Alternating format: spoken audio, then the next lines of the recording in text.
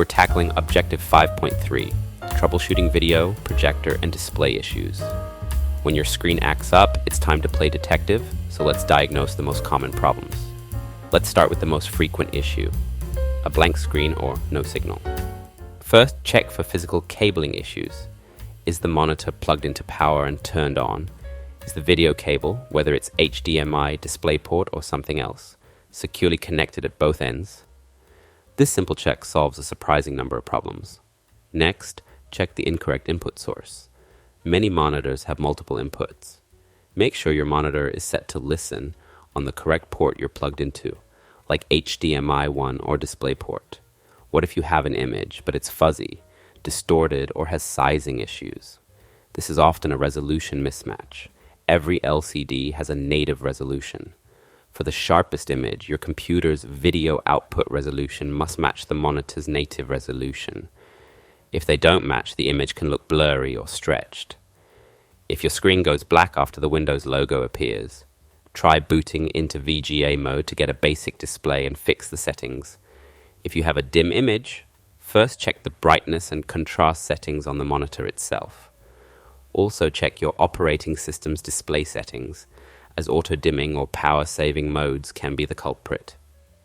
If these don't help, the monitor's backlight may be failing, which usually requires replacing the display.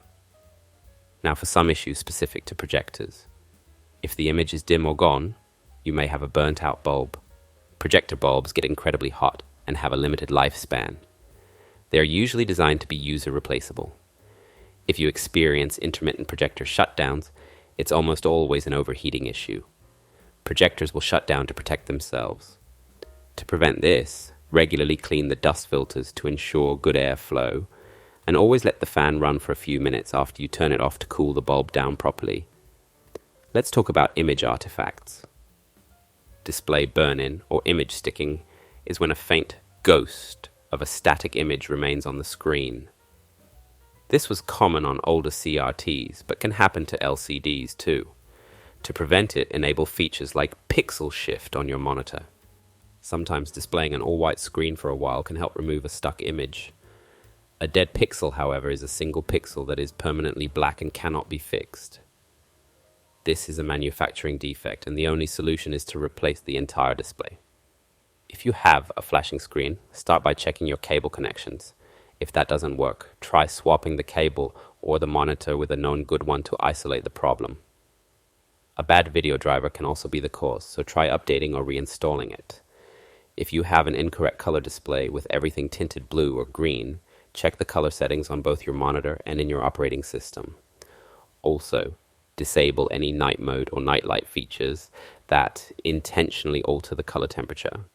And finally, if you're experiencing audio issues from your monitor's built-in speakers, check the volume and mute settings on the monitor itself first. Then, ensure your operating system is configured to send audio out through the correct video connection, like HDMI or DisplayPort. So for your APlus exam, remember the CABLES mnemonic, cables and connections. Check them first. Audio and input, check your monitor's input source and audio settings. Brightness and burn-in, adjust brightness and use pixel shift. Locate the problem by swapping components. Everything else, check OS settings and drivers. And sizing and shutdowns, match native resolution and keep projectors cool. That's a rapid review of display troubleshooting. Thanks for joining us at TechVault Academy.